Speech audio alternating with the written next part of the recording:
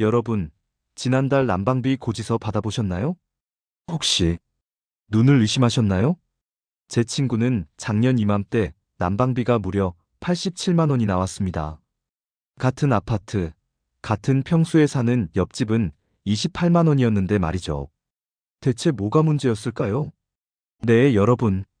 오늘 제가 알려드릴 내용은 정말 중요합니다. 이 영상 끝까지 보시면 올겨울 난방비 최소 30%에서 50%는 절감하실 수 있습니다. 저는 시니어 여러분께 꼭 필요한 정보를 전달하고 돈을 지켜주는 시니어 파수꾼입니다.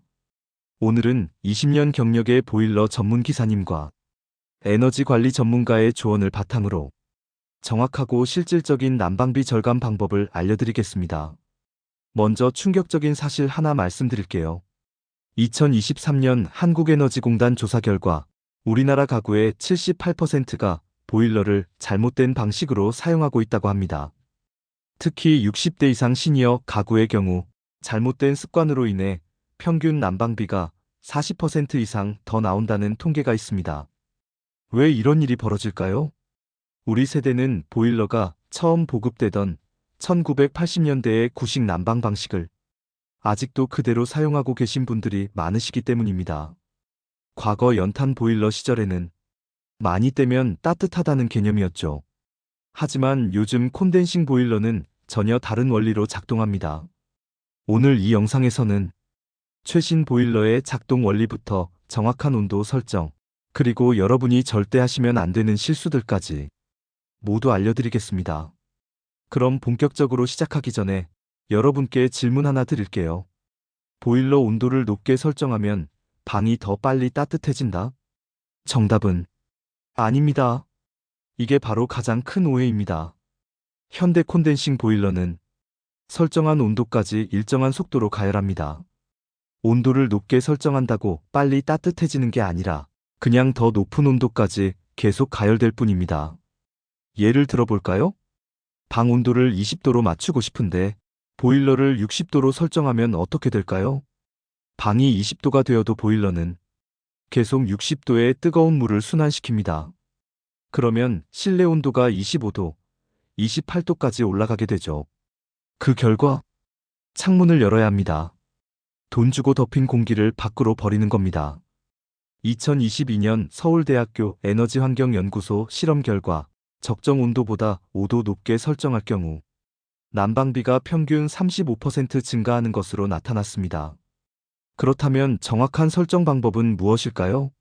지금부터 자세히 알려드리겠습니다. 여러분이 겪고 계신 문제들을 정리해 볼까요? 첫 번째 문제. 온도 설정을 잘못하고 계십니다. 대부분의 분들이 보일러 온도를 50도에서 60도로 설정하십니다. 하지만 이건 바닥 난방 온도입니다. 실내 희망 온도가 아니에요. 두 번째 문제. 외출 시 보일러를 완전히 끄십니다. 아무도 없는데 왜 난방을 켜놔? 하시는 분들 많으시죠? 이게 바로 난방비 폭탄의 주범입니다. 완전히 식은 집을 다시 데우는 데는 엄청난 에너지가 필요합니다. 마치 차가운 프라이팬을 달구는 것과 같습니다. 한국에너지공단 실험 결과 외출 시 보일러를 껐다 켰다 반복하면 하루 종일 적정 온도로 유지하는 것보다 난방비가 20%에서 30% 더 나온다고 합니다. 세 번째 문제. 방마다 온도 조절을 하지 않으십니다. 거실만 따뜻하면 되는데 모든 방을 덮인다? 이것도 큰 문제입니다. 네 번째 문제. 밤의 온도를 확 낮추십니다. 자는 동안은 이불이 있으니까 하시면서 보일러를 거의 끄다시피 하시는 분들 계시죠? 새벽에 추워서 깨신 적 있으시죠? 그리고 아침에 다시 온도를 확 올리시죠? 이런 급격한 온도 변화가 바로 에너지 낭비의 주범입니다. 자, 이제 이런 문제들을 어떻게 해결할 수 있을까요? 여러분, 걱정하지 마세요. 저도 처음엔 똑같았습니다. 저희 어머니도 평생 보일러를 잘못 사용하고 계셨어요. 한겨울에 난방비가 70만 원씩 나오셨거든요. 그런데 제가 오늘 알려드릴 방법으로 설정을 바꿔드렸더니 같은 추위, 같은 사용 시간인데도 난방비가 35만 원으로 반으로 줄었습니다. 어머니께서 너무 놀라서 저한테 전화하셨어요. 야, 보일러 고장 난 거 아니냐? 왜 이렇게 적게 나왔냐? 고요. 여러분도 충분히 하실 수 있습니다. 복잡하지 않습니다. 딱 5가지만 기억하시면 됩니다. 그리고 이 방법들은 모두 과학적 근거가 있는 방법들입니다. 한국에너지공단, 한국지역난방공사, 그리고 보일러 제조사들이 공식적으로 권장하는 방법들이에요. 지금부터 하나하나 차근차근 설명드릴게요. 메모하실 준비 되셨나요? 자, 그럼 본격적인 해결책을 알려드리겠습니다. 해결책 1. 보일러 온도는 40도에서 45도로 설정하세요. 네, 맞습니다. 생각보다 낮죠? 하지만 이게 정답입니다.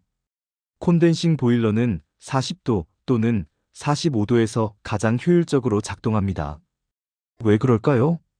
콘덴싱 보일러는 배기가스의 열까지 회수하는 시스템입니다. 그런데 물 온도가 55도 이상이 되면 이 열 회수 기능이 작동하지 않습니다. 즉, 비싼 콘덴싱 보일러를 구식 보일러처럼 쓰는 겁니다. 산업통상자원부 2021년 보고서에 따르면 보일러 온도를 60도에서 45도로 낮추면 가스 사용량이 평균 28% 감소한다고 합니다. 해결책 2. 실내 온도 조절기로 18도에서 20도를 유지하세요. 보일러 온도가 아닌 실내 온도를 기준으로 생각하셔야 합니다. 세계보건기구 WHO가 권장하는 적정 실내 온도는 18도에서 20도입니다. 노약자의 경우 20도에서 22도가 적당하고요. 실내 온도 1도를 낮추면 난방비가 약 7% 절감됩니다.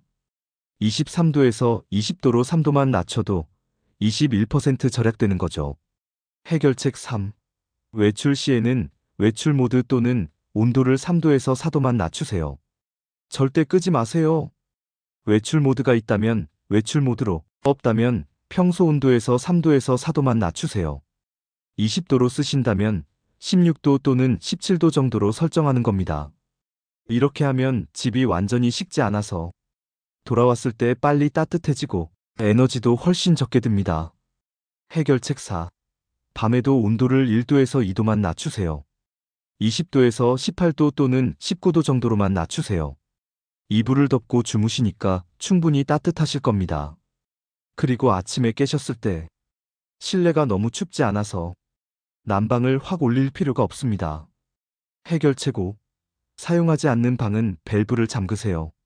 개별 온도 조절이 되는 보일러라면 안 쓰는 방은 온도를 낮추거나 끄세요. 바닥 난방 밸브가 있다면 반쯤만 잠그세요.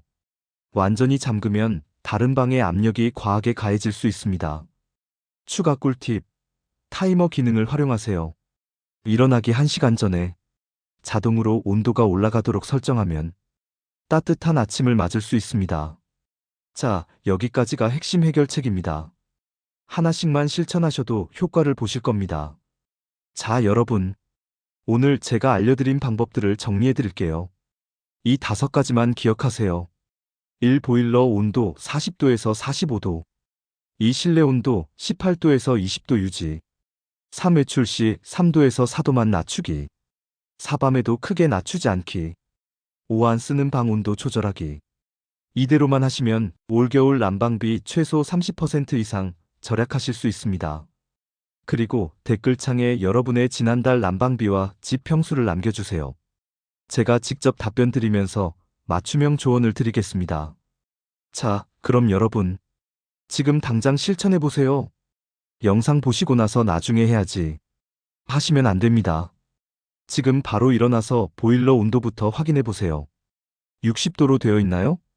지금 45도로 낮추세요. 딱 30초면 됩니다.